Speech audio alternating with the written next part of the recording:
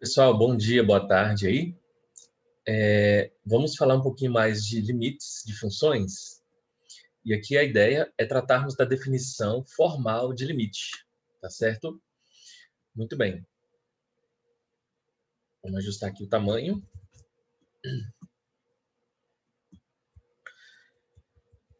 Bom, vimos nas aulas passadas como calcular limites, né, substituindo o x lá pelo x0.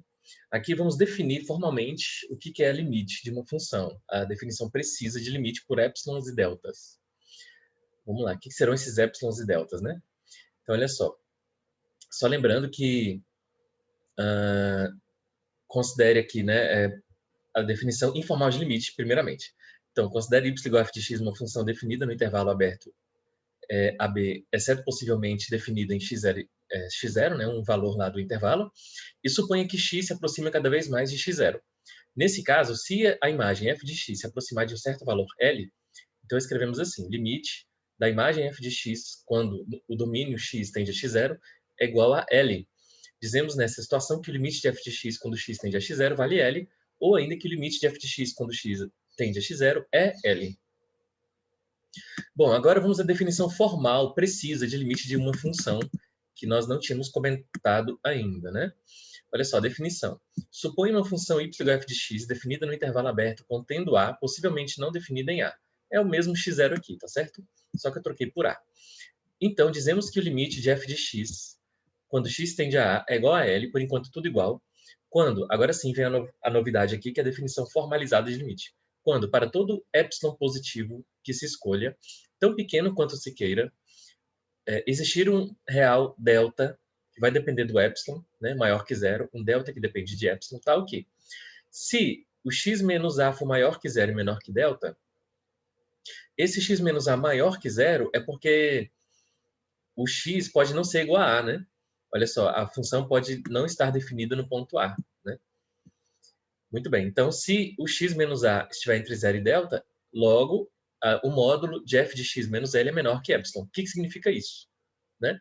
Significa que, escolhido um epsilon tão pequeno quanto se queira aqui, então, para x suficientemente próximo de a, ou seja, para x aqui, ó, né, cuja distância até a, que é representado, a distância é representada pelo módulo x de x menos a, né?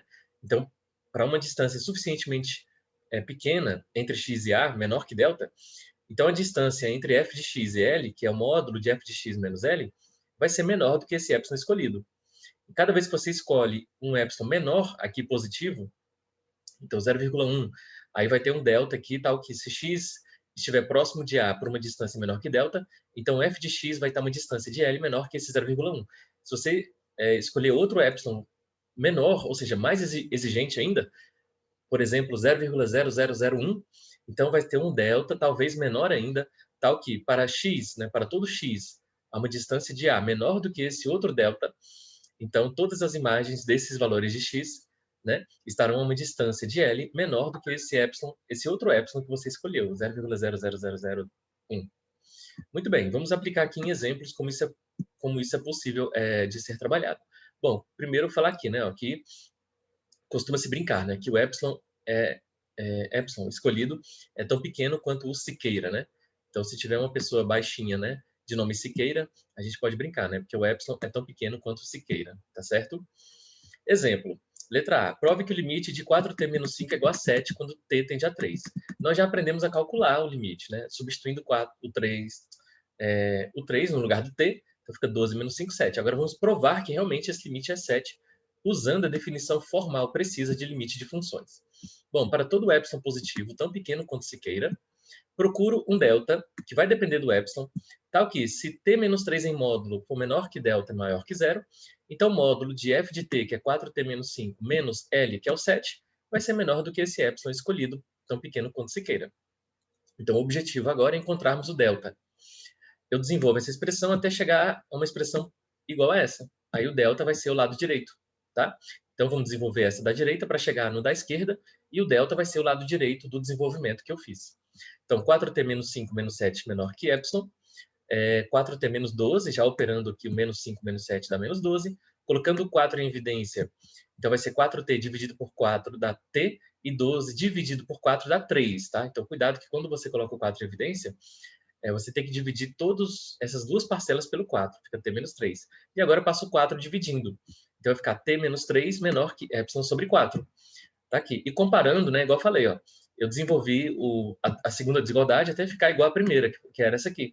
Então, comparando essa segunda com essa aqui, t menos 3 menor que delta, que está aqui em cima, ó, t menos 3 menor que delta, comparando as duas, então delta vale epsilon sobre 4. Então é possível encontrar esse delta. Se é possível encontrar esse delta, está provado então que para todo epsilon positivo tão pequeno quanto se queira, existe o delta, que é epsilon sobre 4, né? Tal que se t menos 3 for menor que delta, ou seja, para t próximo ali do 3, né? Para t próximo do 3, então a imagem no y, f de t, vai estar próximo ali do... A imagem vai estar próxima do L7, né? Vamos ver como é que isso termina. Olha só, para ilustrar, tá certo?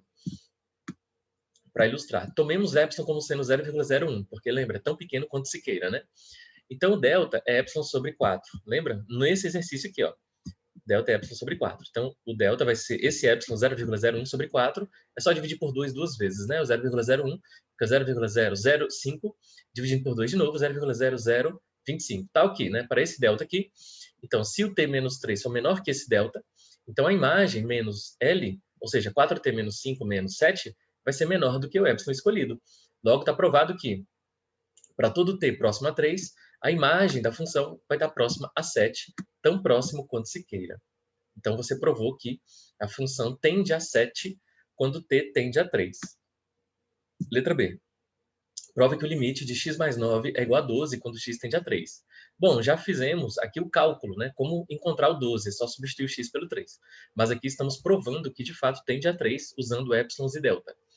Bom, para todo epsilon maior que zero, tão pequeno quanto se queira, procura um delta tal que, se x menos 3, né, a distância de x a 3, aqui por isso que está em módulo, para representar a distância, for menor que o delta, então tem que encontrar esse delta, né? De modo que todos os x ali próximos a 3 por uma distância menor que delta, vai acontecer o seguinte, né? Para esses valores de x, a imagem x mais 9 vai estar próxima do L12, ou seja, o módulo da diferença, que é a distância, de x mais 9 menos 12, né? O módulo de x mais 9 menos 2 vai ser menor do que o epsilon escolhido, tão pequeno quanto se queira. Então, o objetivo agora é encontrar o delta. Então, vou desenvolver de novo o lado direito, até chegar aqui do lado esquerdo, igual, uma expressão igual. Então, delta vai ser o que tiver do lado direito. Bom, x mais 9 menos 12, eu simplifico por x menos 3. Pronto, já chegou igual aqui o lado direito. Então, delta, nesse caso, deu o próprio epsilon. Não deu epsilon sobre 4, né? Deu o próprio epsilon. Logo, comparando esta última desigualdade com a desigualdade x menos 3 menor que delta, temos que o delta é o próprio epsilon que termina a prova. Para ilustrar, tomemos epsilon igual a 0,01.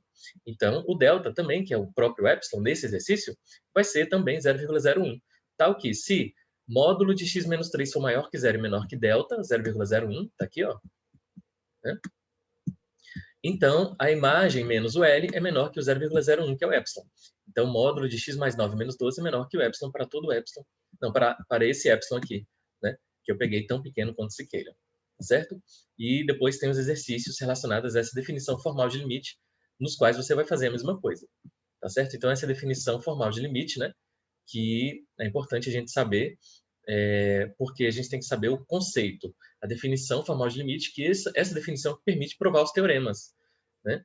Provar os teoremas, por exemplo, que o limite da soma de duas funções, caso os limites existam, né?